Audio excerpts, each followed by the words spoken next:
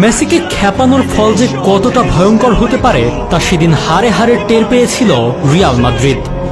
ওই দিন কিছু বুঝে ওঠার আগেই বার্নাব্যুর গ্যালারিতে থাকা ৮০,০০০ দর্শককে থমকে দিয়ে তিনি জানান দেন, মেসি রাজত্ব এই তো এখানে, রিয়ালের মাটিতেই খুঁটি গেড়ে গেলাম। সাল ২০১৭, এল ক্লাসিকো নামটা যেন সার্থক হয়েছিল ২৪ এপ্রিলের সে ম্যাচে। কি ছিল না তাতে? আক্রমণ পাল্টা আক্রমণ, গোল পাল্টা গোল, খেলোয়াড়দের মেজাজ হারানো নাটকীয়তা, সবকিছু যেন পর্ষা সাজিয়ে বসেছিল রিয়ালের মাঠ সান্তিয়াগো বার্নাব্যুতে। ছিল লাল কার্ডও। ২-২ ড্রয়েই খেলা শেষ ভেবে টিভি রিমোট অনেকে হাতে নিয়েছে কি নেয়নি। সেই মুহূর্তে দৃশ্যপটে আবারও লিও মেসি, যিনি এর আগেও করেছেন এক গোল।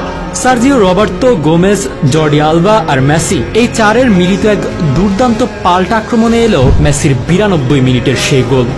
সে গোলের পর মেসি রমন জার্সি খুলে করা আইকনিক সেলিব্রেশন আজও অজানা অনেকের।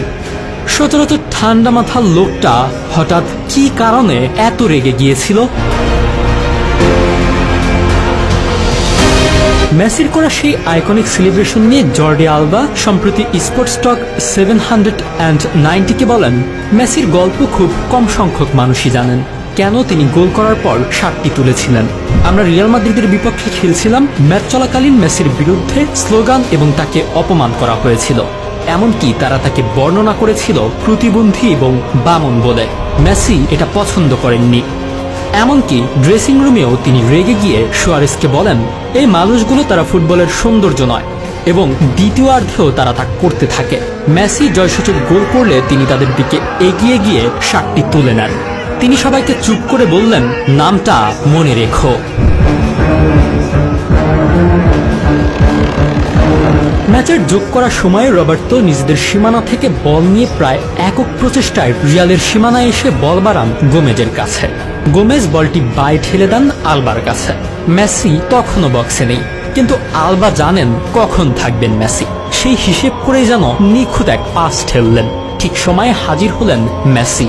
রিয়াল রক্ষণ কিছু বুঝে ওঠার আগেই যেন কেইলর নাভাসের পাশ দিয়ে একটা তীরের ফলা ঢুকে গেল। তাতেই বিদ্ধ রিয়াল, রক্তাক্ত মাদ্রিদ।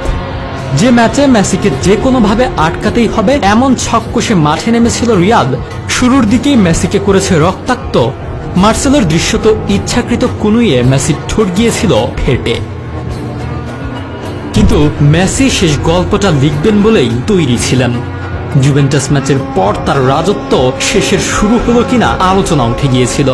জয়সূচক নাটকীয় গোলটির পর মেসি নিজের জার্সি খুলে মেলে ধরলেন বার্নাব্যুর ৮০,০০০-এর গ্যালারির সামনে।